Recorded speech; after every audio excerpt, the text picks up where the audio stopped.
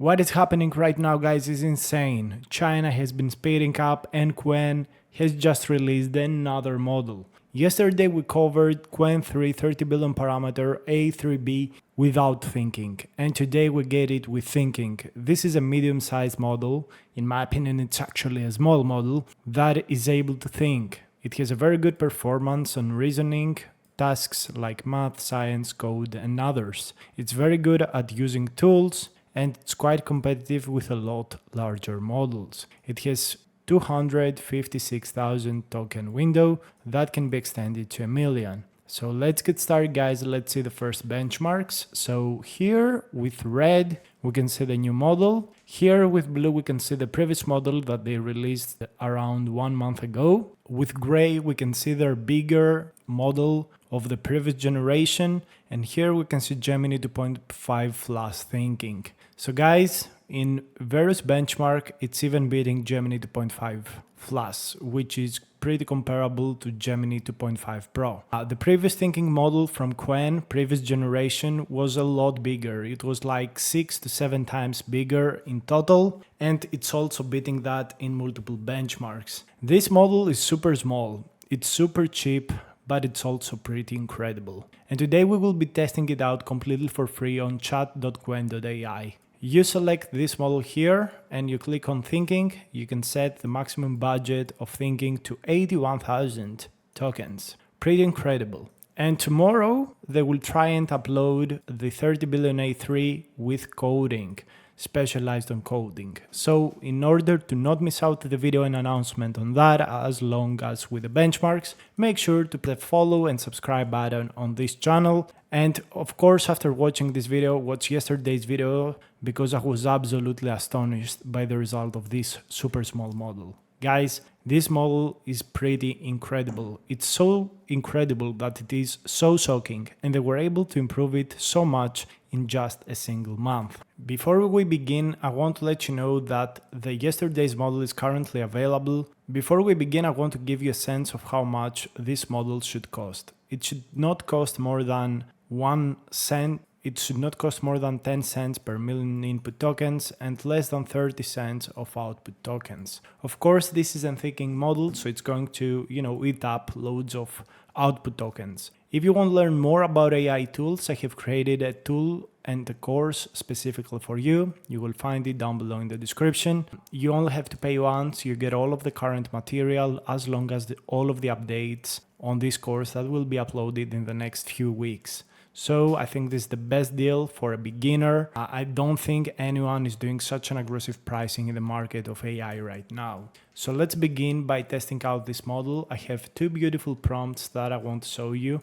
So the first one is an interactive Pokemon Pokedex. This is what we created also yesterday and in the previous few models that we used. And this is actually a website complicated builder with animations, images. It really stresses the model, but it also allows it to be quite creative with what it creates. We don't give it a lot of specific stuff, so we can see how the model can actually plan on its own. In the past, I have been giving these models very detailed prompts and instructions, but what I have found out is that the models can actually perform even better the more general the prompt is. They can start and doing amazing stuff, at least within their knowledge. So I'm trying to give more general prompts nowadays, and as you can see, this model is very fast. It's actually incredibly fast, and again, this is Qwen chat. We use it completely for free, and it makes a lot of sense that this is not really the top speed. Yesterday, I was pretty much shocked. If you watched yesterday's video, I was like, I couldn't speak for a few minutes because the result was something that I have never seen before from a model. So I really hope that also this model with reasoning is performing as well as the previous model that is non-thinking. I really hope it does an incredible job and shocks us again. So let's wait and see what the response will be. Hopefully it's going to work very nicely. So I'm going to go ahead and take all of this code, which is HTML, CSS, and JavaScript. We're just going to copy it and put it on LiveWeave. So this is the Pokedex it created. And Oh my god, it looks absolutely insane. Here we can see the stats. The evolution chain is not correct, but it doesn't matter because this is top quality. This is incredible. This is even better than the non-thinking model. Oh my god, I really cannot believe what I'm seeing.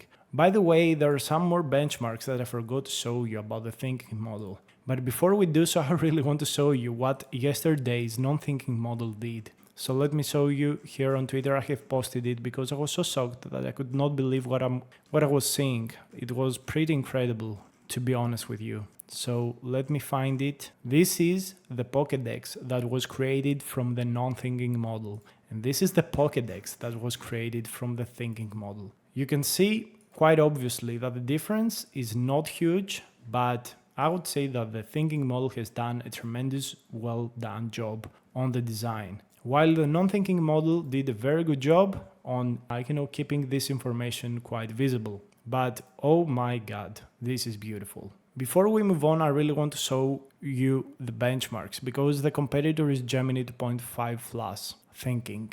So Flash Thinking is costing a lot more than this model. And here we can see it being compared with the previous big thinking model from Qwen, as well as the previous small thinking model. So the jump in performance is quite big. It literally has reached the performance of the previous open source model. And again, big part and very important is that these models are open source. You can take them, fine-tune them, do whatever you want with them, even host them on your own infrastructure. So we can see here that the jump is pretty significant. They were able to deliver similar performance, if not better, in multiple benchmarks compared to their previous large model, but they have reduced the compute cost and the parameter cost by 5 times. Do you understand how big this is? Do you understand getting better performance inside a single month while reducing the compute costs for training, but also for inference by 7 times? This is incredible. And also if you compare it with Gemini 2.5 Flash Thinking, which is a closed source model, it's doing a tremendous job. It's really matching it and sometimes beating it. So this is a very big deal.